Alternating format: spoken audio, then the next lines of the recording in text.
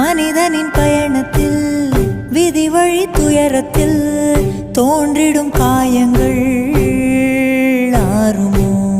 அன்பையும் பண்பையும் அறிந்திடும் ஒரு மனம் வெறுப்பிலும் சினத்திலும் வாழுமோ? வெளிச்சத்தை தரும் என்ற ஏற்றிய தீபம் ஊர் முழுவதையும் எரித்து விட்டு தீயாயானதேனோ?